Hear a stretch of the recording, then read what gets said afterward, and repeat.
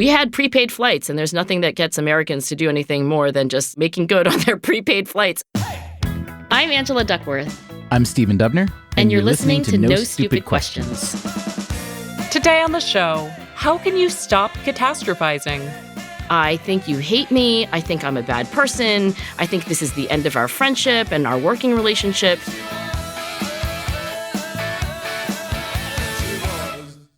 Angela, I think of all the people I know, you are the least likely person to catastrophize, which is a word I did not know until recently. I think, Stephen, by catastrophizing, you mean making a mountain out of a molehill? Is that what you mean? Correct. I'd read this article in The Guardian by a clinical psychologist named Linda Blair, not the Linda Blair of... From The Exorcist? I'm pretty sure it's not the same Linda Blair.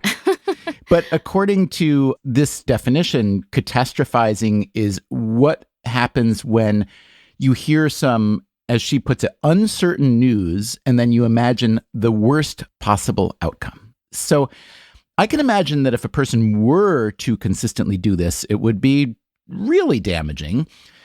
I could imagine that you are someone who does not do this. So I wanted to ask you today whether there's someone out there who does this all the time or even a little bit. I'm curious what your advice would be to manage this. And by the way, I'm not suggesting that it's the bad or the wrong way to go. You don't want to be judgy. I don't want to be judgy. Even though the word catastrophizing is a little judgy, but go on.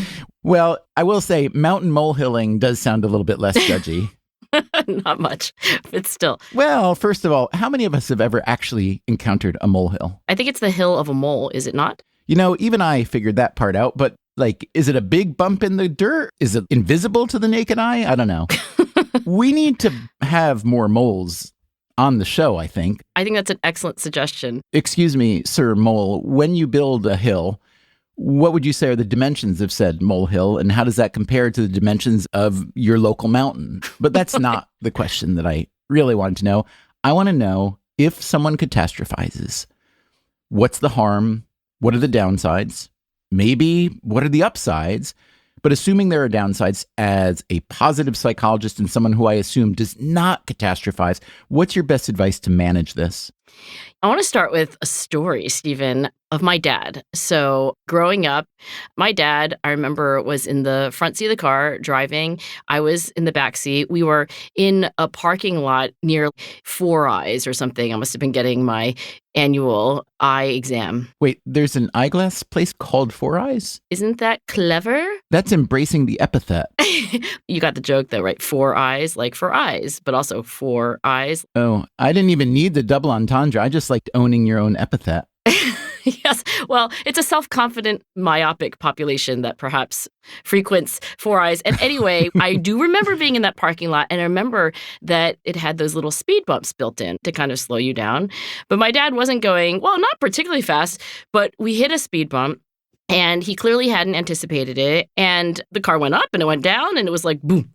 And my dad spontaneously emoted, as he often did, disaster. Was it his catchphrase, would you say? Well, he was a bit of a catastrophizer. This tendency in clinical psychology is sometimes called maximizing. It is a feature of people who not only tend to be, as I think Linda Blair was hinting at, anxious, because anxiety is thinking about the worst possible outcome that has yet to happen, but is also a feature of depression. And in that case, it's more typically looking back at something that just happened. Like you and I have a misunderstanding, and if I catastrophize about that past event, I blow it all out of proportion. I think you hate me. I think I'm a bad person. I think this is the end of our friendship and our working relationship. So I think catastrophizing can be anticipatory or retrospective. And yeah, my dad was pretty good at both. You described anxiety as envisioning the worst possible outcome yet to happen, which sounds a lot like catastrophizing. Is that the case? Can there not be a healthy level of anxiety? Oh, yeah. I mean, anxiety is an emotion. We have emotions for survival purposes. But anxiety as an emotion doesn't have to be at its extreme, which is, for example, PTSD or generalized anxiety disorder. This emotion, which comes from the anticipation of future bad things, at its extreme can be debilitating and awful and paralyzing and dysfunctional. But I had anxiety this morning thinking that maybe I wouldn't get to the recording studio on time. So that's a helpful thing to experience that emotion, to think, wow, I might not get there, and to pick up my step a little bit, which I did. Let me propose a scenario. I'm imagining now this spectrum of, let's say, 0 to 5. And let's say 0 is blissed out. I have 0 negative thoughts or anxious thoughts or catastrophic thoughts about anything. And then 5 is catastrophizing. If that were the spectrum, would anxiety live somewhere on that spectrum? And how close is it to catastrophizing? Or are you saying that anxiety is the variable that brings us from blissed out to catastrophizing? I think it might be helpful just to think of it as a continuum, like you said, 0 to 5. You could ask me, like, how anxious, Angela, are you feeling right now on a scale from 0 to 5? I could say I'm maximally anxious or I'm minimally anxious. The word catastrophizing suggests that whatever number I give you, it's actually not a number that matches reality. Oh, okay. Let me just give you a specific example. When my mother was drowning next to me on Christmas Eve, I was a 5. On a scale from 0 to 5. I don't think I could have been more anxious, more like heart rate racing, adrenaline coursing. That is not the same thing as catastrophizing, because you could say, well, if you're in the middle of the ocean, 45 minutes by speedboat from shore, and your 86-year-old mother is drowning by your side, you better be a 5, right? And the anxiety response, which is physiological, which is cognitive, which is motivational, like literally your body shifts gears into a different mode, is in that case incredibly appropriate. And also the key here is that when it's no longer appropriate, we're on the shore, the EMTs are there, et cetera, it's the normal thing to actually go down from 5 to what was like a 4.5, and then eventually, to be maybe a 2. So the catastrophizing language here is really important. I think it's appropriate to think this person has blown out of proportion whatever reality is. So you just indirectly told this story that is wild that you told me on the phone shortly after it happened. Did I never mention that before on No Stupid Questions? I think our listeners, this is the first time they're hearing this. So can you just describe, you and your family went on a holiday recently to Florida, and then... Yes, a quote-unquote vacation. We went to Miami. This is a vacation that we had planned to do months before. Remember those golden days? The COVID window. The COVID window when the vaccine was announced and everybody anticipated the liberation of human society. And then, of course, it ended up being the height of the Omicron variant. Nevertheless, we had prepaid flights, and there's nothing that gets Americans to do anything more than just making good on their prepaid flights. So we go to Miami. My husband, Jason, my daughters, Amanda and Lucy, my mother-in-law, Sharon, and my 86-year-old mother, Teresa, who, by the way, was nearly 87, if that makes this any more dramatic. So on the 5th day of this vacation, it's Christmas Eve, and we go 2 hours driving south of Miami to the Florida Keys, and we get on a speedboat. This is all of us and a captain. We travel 45 minutes at pretty high velocity, by the way, out to the middle of the ocean, or that's what it felt like to me. And we go in to snorkel, and I was the last person to go in. So Jason goes in, Amanda goes in, Lucy goes in, my mother goes in, and then I go in. My more sensible mother-in-law stayed on the boat. I hate to cast aspersions or even potential aspersions, but what... But what was I thinking? Did anyone express reluctance about the potential downsides of an 86 or 87-year-old woman going into the high seas? Let's round up. Let's call her 87. Let's call her 90. Hell, if we're rounding up. Basically a centenarian. The only person who experienced the emotion of anxiety to a level that was notable or vocalized was my daughter. So Amanda, who's 20, said to me, gripping my wrist, I'm worried about Popo. Popo is what we call my mom. It means grandmother in Chinese. And she says, stay with Popo. But it was Christmas Eve, so it's like, come on, the whole family's going to stay together. And it is a famous Chinese tradition to go snorkeling on Christmas Eve in Florida, yes? Well, if there's any tradition to be made, I think my family tradition will now be to not go snorkeling on any day. Because in this case, this is a story of catastrophe, not a story of catastrophizing. But I use Amanda here as an example because this is why we have anxiety. It's an alarm system for your mind. Her thought that the future was going to be bad was a useful warning. She vocalized her anxiety. We went snorkeling anyway. I did ask the captain, I said, is it okay that my 87-year-old mother is going to do this? He said, the most dangerous thing that you did today was to drive the 2 hours here from Miami. I have been doing this for decades. And when I got into the water, Stephen, I said, I'm a pretty strong swimmer. And even for me, I was like, wow, this current is super strong. And it was immediately taking me away from the boat in the opposite direction of where we were supposed to be swimming. So I had anxiety then. If you ask me on a scale from 0 to 5, how much anxiety do you have? I probably immediately had at least a 3 or a 4. And you had gone in after your mother. So where is your mother now? My mom is being carried out to sea. So my mom is like 95 pounds. And so I immediately went to swim to my mother. I held her hand and I tried to point. I was still trying to look at the wildlife. Honestly, I was like, oh, I guess I should look down. Like there's a fish in this incredibly murky, it ended up being a very windy day. You're wearing life jackets, I assume. Okay, Stephen, this captain gives us these yellow plastic vests. And I say, are these the life jackets? And he said, oh, no, we're snorkeling. You don't want to have a life jacket on. You want to be able to dive down if you want to. If you're really in trouble, see this straw here? You can blow it up. And then it's something like a life jacket. I was like, oh, well, I am blowing up my mother's life jacket. And by the way, the captain was like, oh, that's too puffy. So he took out some of the air of hers. Wait, the captain depuffed your mom's vest? He depuffed the vest and then he handed her a noodle. You know, the kind you have in the swimming pool? He's like, here's a noodle. So it's you and your mom in the open water. She's got a vest and a noodle, and she's 87 years old almost. Both daughters and husband are already in the water, correct? Yeah, and they swam to the reef because they're young and they're very athletic. And how far away were they by this point? I don't know because they were on the other side of the boat. So I tried to look at the fish. I'm sort of looking down. I think at this point I wasn't holding her hand, but I was really trying to stay with her, which meant swimming back toward her and being by her side. By the way, when you snorkel, you have these fins on. They're plastic and they're sharp. So I was trying to orient my body away from her, but also keep her in my sights. And at one point I did look up because I knew that we were being carried by the current. And the boat was this small white object in the distance. Whoa. I could see the captain at that point. And he was waving at us and telling us to come in because we were not in the right direction. And we were obviously getting farther and farther from the boat. So anxiety level now, I don't know, 4. So I go and try to gesture to my mom, Getty's pantomime, when you're snorkeling. And I point and she sort of nods. I swim a little bit in front of her and I turn around and she's not there. Oh, boy. So now, anxiety level, 4.5. And then I see her and I swim back toward her and I grab her hand. And now anxiety goes to 5 because my mother's hand is totally limp.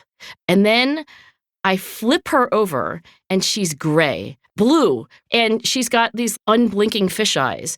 And I rip off her mask and her snorkel and I try to talk to her, but she's completely unresponsive. I mean, Stephen, I think it's as close as you can get to basically being with a dead body, which I thought she was. I was like, my mother has drowned.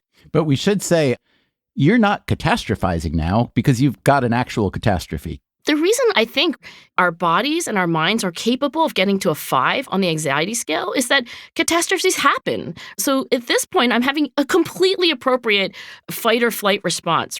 Everything is on. Cortisol was just rushing into my body. I take off her mask and I take the snorkel out of her mouth, and her head is very heavy. So I had to tread water and hold her head up with my left hand so that her nose and her mouth could stay above water. And I was not wearing a life vest and didn't have a noodle. And then with my right hand, I had to wave wildly. I felt like I was in a movie. It's something very cliche about it. I was like, help, somebody help me. My mother's dying. So thank God you're a good swimmer. This must have been so scary. I know the end of the story, which is that she survived. So does this mean that you somehow dragged your mother through the water and got her onto the boat? So let me fast forward then through what happened next. In that moment, there was a flash of like, oh, this is where you give up. Why am I treading water and screaming when my mother's already dead? And in that moment, I kept treading water and I kept screaming and I kept waving, even though at some level it seemed like all hope was lost. This is what happened next. The captain saw us and he drove the boat to us and he was able to drag my mother's listless body onto the deck. At that point, there was already another snorkeling instructor who had seen what was going on, left his boat, dove into the ocean and was already on deck. And he immediately administered CPR. By the way, in the middle of the Omicron spike, with no thought to his own personal safety. His name is Jeff, by the way, and I have been trying to find him. I've been like Google searching snorkeling instructors named Jeff in the Florida Keys. So if you are listening, please let me know. I would love to give you everything I own. What's the name of the other guy, though? I am not going to say because I have to say I think there were serious errors in judgment and I'm not a litigious person. The boat ride back, Stephen, just to give you a sense of how incredibly stressful this whole thing was. So yes, my mother is starting to breathe. So now I'm thinking like, great, now I have a brain dead mother. Yay. The captain picks up Jason, Amanda, and Lucy, so they're not abandoned in the middle of the ocean. And we go back to shore so quickly that I kid you not, Lucy, who's 18 years old and very athletic, subsequently had to see a orthopedic surgeon for nerve damage. It was such a rough ride back. And the way that we got my mother back is my husband, Jason, laid on one side of her. I laid on her other. We put her head onto some balled up sweatshirts. We braced ourselves and her body between us by holding on to a bench on the deck. And that whole time, Stephen, I was literally praying to God. And here's the weird thing I said. This is a digression, but I said, God, if you save my mother, I won't be jealous anymore. I will need years of therapy to figure out why that came out of my mouth. You won't be jealous of who? I don't know. That's just the promise I made God. So your mother lived. Does this mean you've had to strike jealousy from my heart? I had a lot of time to think about it because my mother went from the ER to the ICU to the regular hospital to being discharged to now being happy ending, a seemingly healthy, now 87-year-old at home making dumplings. She's wonderfully lucky to be alive. And how does she see this incident in her mind and memory? So if my father was a catastrophizer, then my mother was the opposite. The first thing the ER doctor said is, I just need to tell you that in instances like this, where there has been lack of oxygen to the brain for who knows how long, like your mother's quite elderly. So he's kind of preparing me for the worst, right? But then later he was like, I don't want to say for sure, but I'm optimistic. And I said, why? He was like, well, she wanted to show me her artwork on her iPhone. And I was like, that's a good sign. So as pessimistic and depressive as my dad was growing up, my mom was just like a ray of sunshine, even on a rainy day. So my mom immediately thought to herself, oh, it's such a wonderful thing that this happened. I got to spend time with you in this hospital room. Still to come on No Stupid Questions, Stephen and Angela discuss how to gain perspective when the worst-case scenario is all you can visualize. Oh my God, this is going to ruin us in so many ways.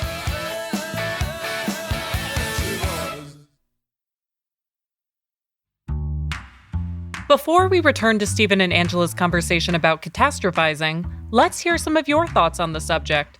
We asked listeners to let us know what you find to be most helpful when your anxiety feels out of control. Here's what you said. A recent tool I've been using to deal with anxiety and other undesirable emotions is diner theory. Let me give you an example. When I had to slam on my brakes the other day to avoid hitting the car in front of me, I pictured myself in a 1950s diner with a gum-chewing waitress who, with notebook in hand, asked me, "Would you like some unproductive anger with that order of slamming on the brakes?" To which my answer was, "Not today, thanks." It just helps me to separate my emotional reaction, which I control, from the circumstances, which I cannot. That waitress in my mind has recently asked me about all sorts of things: unrealistic catastrophizing, toxic comparison, excessive rumination. If a 50s waitress isn't your thing, you could think of a staunch English butler, or even a caddy if you're a golfer like Dubner. Hi, this is Carla Weil. My son inherited anxiety from me, and we have what we call the anxiety hotline, where one of us will call the other when we're feeling very anxious. We will talk about the catastrophizing thoughts in our mind. Saying them out loud to someone who's non-judgmental allows us to see how absurd the thoughts are, and we go away feeling better. Hi, Stephen and Angela. My name is Danielle. I'm from Cambridge, Massachusetts. When I get anxious, one of the things I always remind myself is that this feeling won't last forever. So just kind of accepting that feeling and reminding myself that it will all be over soon. That was, respectively, Jeff Erickson, Carla Weil, and Danielle Kaplan. Thanks to them and to everyone who sent us their thoughts.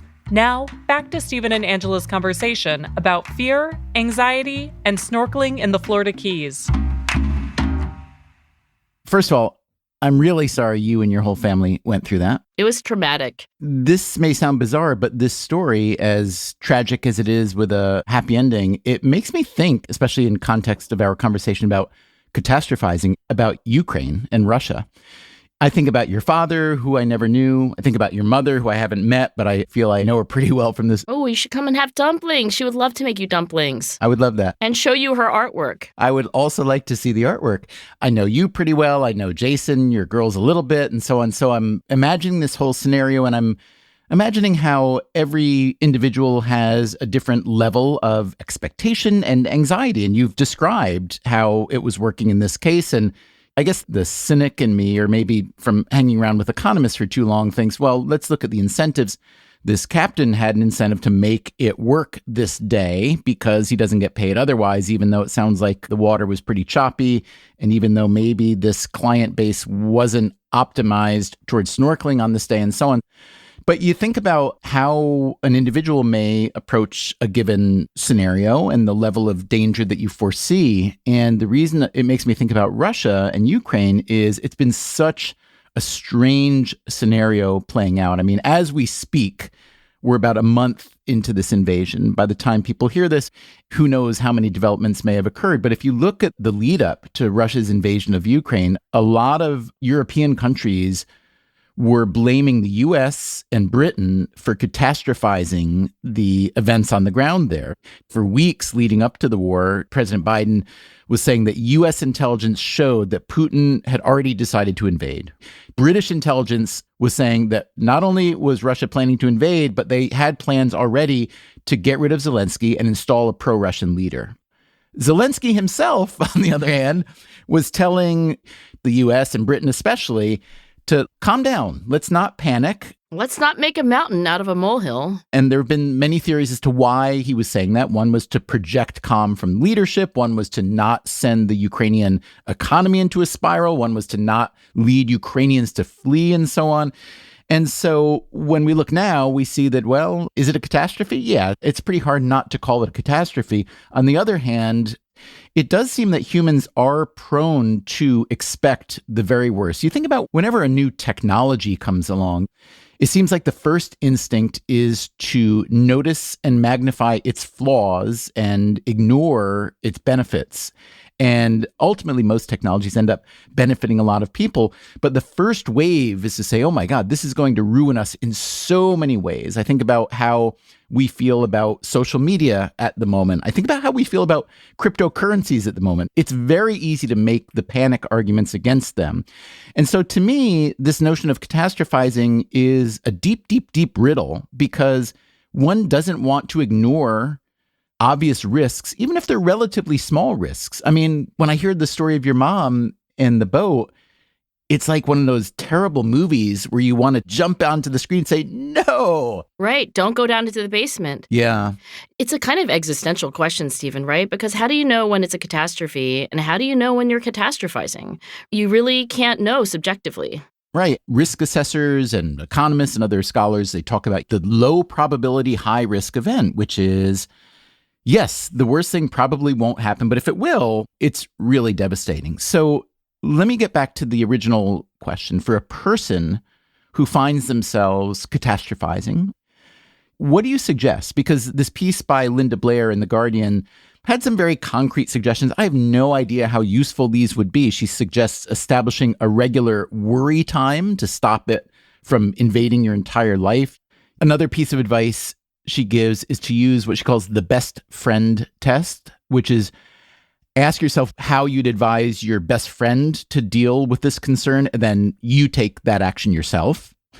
She also suggests learning to self-soothe, which is a phrase that I know a lot of people use as a benefit, but I also think about the potential dangers of self-soothing. We're reading now a lot of reports about what's been going on during the pandemic. If you look at alcohol-related deaths, drug overdoses, and car crashes, those are all substantially up. So those are a lot of really negative downstream effects of the pandemic, some of which are the result of what I would consider self-soothing. So where do you come down on this? What's some practical advice?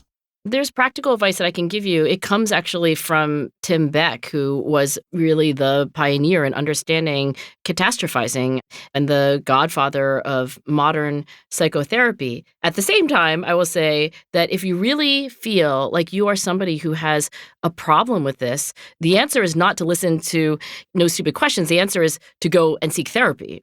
So what did the architect of modern psychotherapy say about catastrophizing, and what are some of the practical things that you do learn about with a therapist in a session?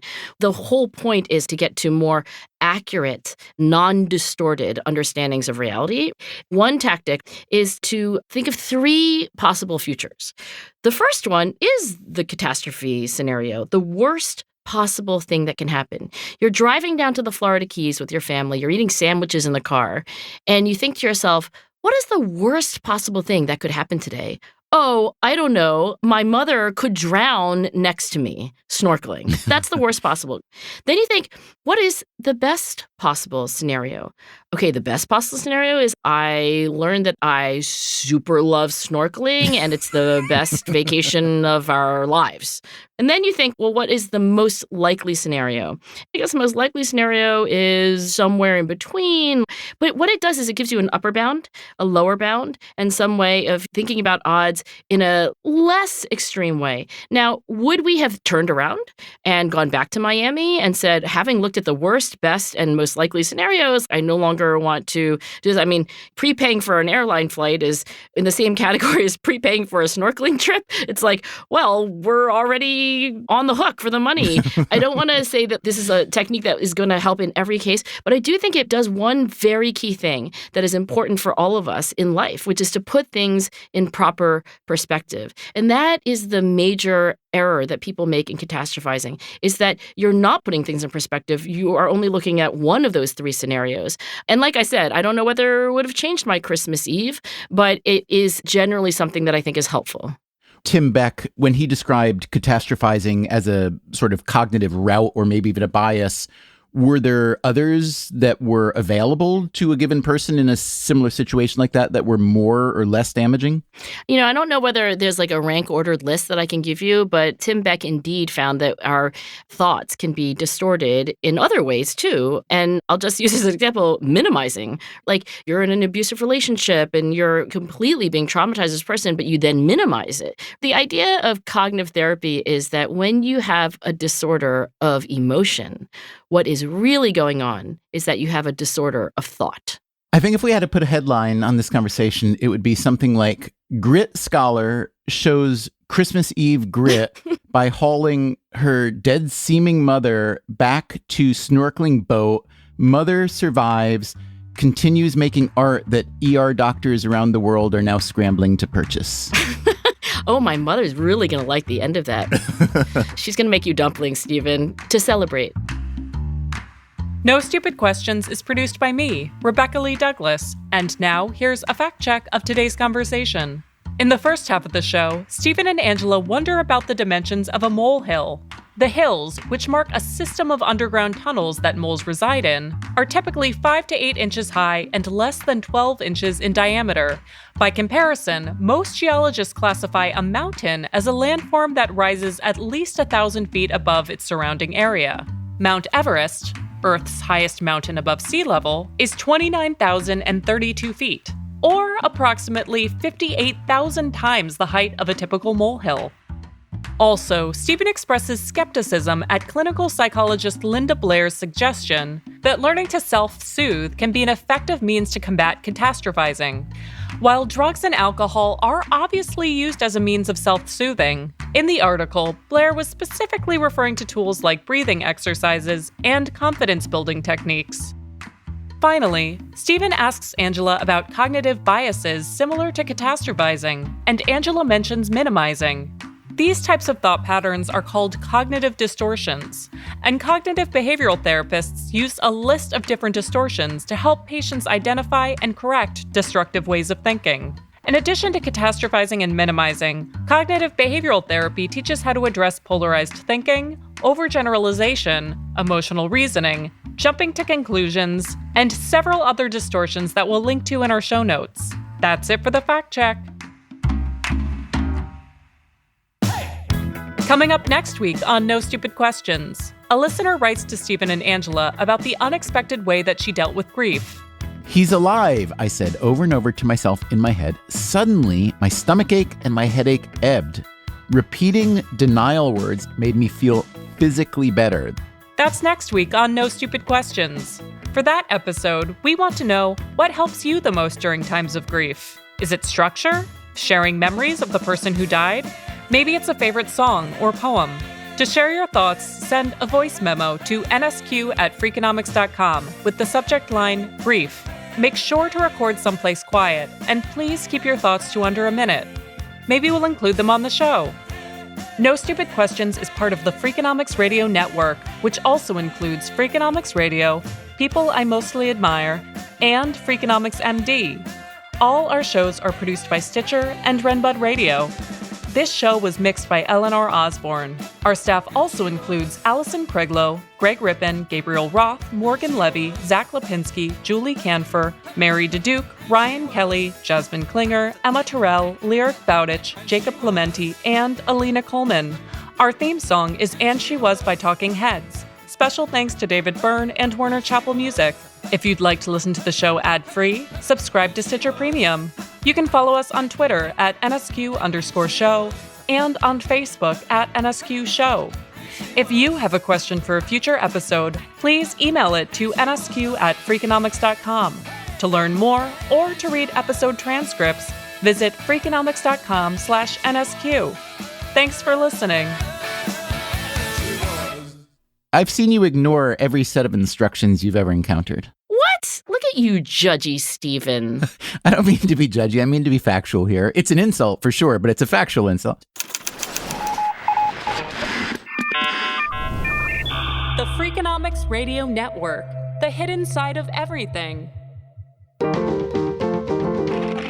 Stitcher.